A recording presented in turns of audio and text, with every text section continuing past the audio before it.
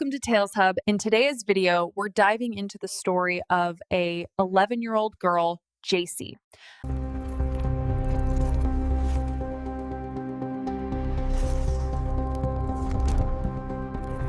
It was a sunny June morning in 1991 when 11-year-old JC Lee Dugard began what should have been an ordinary walk to her school bus stop in South Lake Tahoe, California.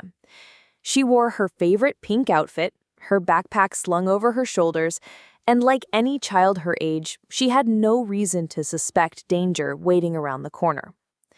But in the span of seconds, that ordinary day became the beginning of an 18-year nightmare. As JC walked along the quiet road near her home, a gray car pulled up beside her. A man and woman inside called out. Then, in a flash, JC was forced into the vehicle. Her stepfather, just yards away, saw it happen, but it was too late. The car sped off, leaving behind only shock, fear, and unanswered screams. This was the last moment anyone in her family would see her for nearly 2 decades. And while investigators searched desperately, JC's world was being stolen from her. But how could a child vanish in broad daylight with witnesses nearby and still leave investigators with no answers? To understand, we have to look at the desperate search that followed. Within hours of JC's abduction, South Lake Tahoe transformed from a quiet mountain community into a town gripped by fear. Helicopters circled above the pine-covered hills. Police set up roadblocks, searching every car that passed. Neighbors, friends, and strangers joined hands, scouring forests, riverbanks, and backroads for any sign of the missing 11-year-old girl. Flyers with JC's smiling face were taped to storefronts, telephone poles, and car windows, a constant reminder of a child who had seemingly vanished into thin air. Her stepfather, Carl Probin, was haunted by what he had witnessed. He had seen the car, he had seen JC taken, yet the speed and precision of the abduction left investigators with little more than a vague description of a vehicle and 2 faceless suspects. Days turned into weeks, and weeks into months. But still, no JC. As time passed, hope began to blur with despair. Rumors spread, leads dried up. The case that once dominated headlines slowly faded into the background. But for her mother, Terry, and those closest to JC, the nightmare never stopped. And while the world searched in vain, JC herself was entering a hidden life, one that no one could imagine. To understand the depth of her ordeal, we have to step into that backyard prison and into the unimaginable reality of JC's captivity. Behind a set of fences and tarps hidden in the backyard of Philip and Nancy Garrido's home in Antioch, California, JC Dugard's world became a secret prison.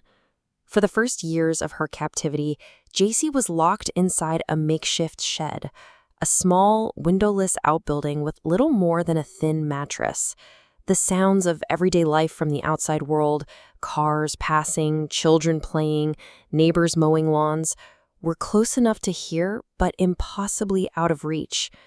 Philip Garrido controlled every aspect of her existence, using fear and manipulation to keep her silent. Over time, the backyard compound expanded into a maze of tents, sheds, and high fences designed to keep her hidden from sight. JC, once a lively schoolgirl, grew into a young woman behind those walls, unseen by the outside world. During her captivity, she gave birth to 2 daughters, forced to raise them under Garrido's control with no doctors, no teachers, and no freedom. For JC, every day was survival, clinging to hope, in a place where years blurred into decades. The outside world had stopped searching, but JC's life was far from over, and the first cracks in her captor's control were about to appear. And it all began with a single moment of suspicion, a chance encounter that would change everything. Even in the deepest isolation, JC Dugard could still hear the world moving on without her. From behind wooden fences and tarps, she caught faint sounds of children laughing, dogs barking, and neighbors living their normal lives, reminders that freedom was just feet away but completely unreachable. Sometimes she would see the glow of streetlights beyond the barricades or hear the muffled hum of cars passing by. Each sound was a painful reminder that while everyone else was living, she was still invisible. Years into her captivity, Garrido allowed her rare, controlled glimpses of the outside.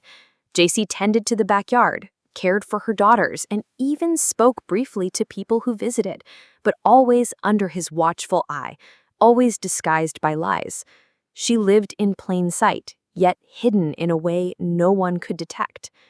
These small glimpses of the world fueled her quiet hope, but they also deepened her despair, because every day she saw freedom so close and yet impossibly far away. But fate was about to intervene, and it would come not from her family, not from detectives, but from two strangers on a college campus who sensed something wasn't right. This chance encounter would finally expose the secret JC had been forced to keep for 18 long years. After 18 years in captivity, the first crack in JC Dugard's prison appeared in the most unexpected place, a college campus. In August 2009, Philip Garrido brought JC's two daughters with him to the University of California, Berkeley. His erratic behavior and strange explanations caught the attention of two campus security officers. Something about the way the girls acted, shy, disconnected, almost rehearsed, didn't feel right. The officers alerted authorities, and soon Garrido was asked to return for questioning. When JC arrived at the parole office with him, she introduced herself as Alyssa. For hours, she avoided revealing her true identity, conditioned by nearly 2 decades of fear and manipulation. But under gentle questioning, the truth began to break through. Finally, in a quiet voice, she admitted who she really was. I'm JC Dugard. After 18 long years, the missing child the world had stopped searching for had been found alive. But what happened next was even more powerful than her rescue. It was the emotional reunion and the start of a healing journey that stunned the world. Let's step into that moment of freedom and the overwhelming aftermath of JC's return to her family. When JC Dugard finally stepped back into freedom in 2009, the world that had forgotten her name suddenly remembered, and her family's prayers were answered.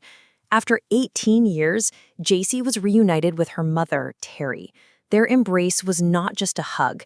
It was nearly 2 decades of pain, loss, and hope colliding in one moment. Terry had always refused to give up on her daughter. And now, against all odds, JC was alive in her arms again. The news spread like wildfire. Headlines across the globe carried her story, describing it as a miracle, a tragedy, and a testament to survival. JC, now a mother herself, faced the difficult task of rebuilding a life that had been stolen from her. Therapy, healing, and time became the tools she used to reclaim her identity. But through it all, her resilience shone. JC later wrote her memoir, A Stolen Life, not as a story of despair, but as proof of the strength of the human spirit, a voice for countless others who had endured unimaginable trauma. Her return wasn't the end of the story. It was the beginning of a powerful legacy of hope and survival. And that legacy carries a message for all of us. Even in the darkest captivity, the human will to survive can never be silenced. JC Dugard's story is not just one of tragedy, it is one of unimaginable strength. She endured 18 years of silence, fear, and control, yet emerged with a voice that inspires millions. Her courage reminds us that even in the darkest circumstances, hope can survive, and the human spirit can endure. As we reflect on her journey, let's remember the importance of staying vigilant, supporting survivors, and never underestimating the power of resilience. JC's life is proof that no matter how much is stolen, healing and freedom are always possible. If JC's story moved you, share this video to keep her strength alive. Subscribe for more real-life survival stories. And never forget, Sometimes the most powerful victories are simply surviving and telling your truth. All for today's story. Meet you in the next video. Make sure to subscribe and like to get notifications.